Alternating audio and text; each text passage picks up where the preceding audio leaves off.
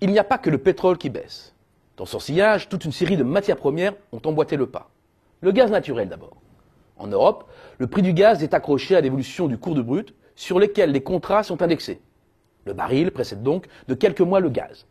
La chute brutale des cours de brut, conséquence des choix radicaux des États-Unis dans l'exploitation des gaz et pétrole de schiste, se retrouve donc mécaniquement dans le prix du gaz vendu en Europe. Et toute la baisse n'est pas encore totalement passée. Paradoxalement, le charbon fait partie de la même histoire. Comment cela? Tout simplement. La flambée de la production du gaz de schiste a entraîné l'effondrement de son prix depuis plusieurs années déjà aux États-Unis. Une évolution singulière comparée à celle enregistrée en Europe où la baisse est plus récente.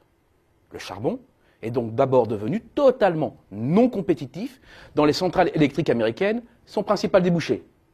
Ceci a bien évidemment incité les producteurs de charbon à aller chercher de nouveaux débouchés ailleurs sur les marchés internationaux, diffusant sa baisse sur l'ensemble du marché mondial. Son prix s'est effondré, il a perdu près de 65% de sa valeur par rapport au pic de 2008.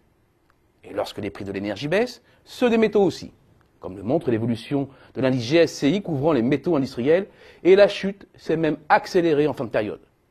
Là aussi, le mouvement de repli est impressionnant, moins 37% depuis le début 2011.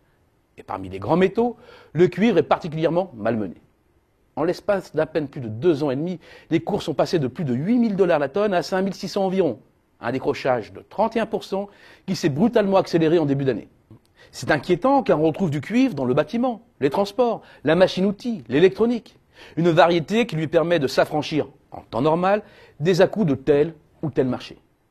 Son décrochage est donc bien le signe que le malaise est général et profond. Et tous les regards se portent sur le réel état de santé des émergents en général, et plus particulièrement de la Chine. La situation n'est pas beaucoup plus bruyante du côté des métaux précieux. Malgré un léger mouvement haussier courant janvier, la tendance générale est à la baisse et devrait le rester compte tenu du lien entre le dollar et le métal jaune qui joue traditionnellement le rôle d'assurance contre le risque de change pour les investisseurs détenant des actifs en dollars. Ce qui explique le chemin inverse pris par les cours du billet vert et celui de l'or. Un lien qui existe aussi avec les grands marchés agricoles.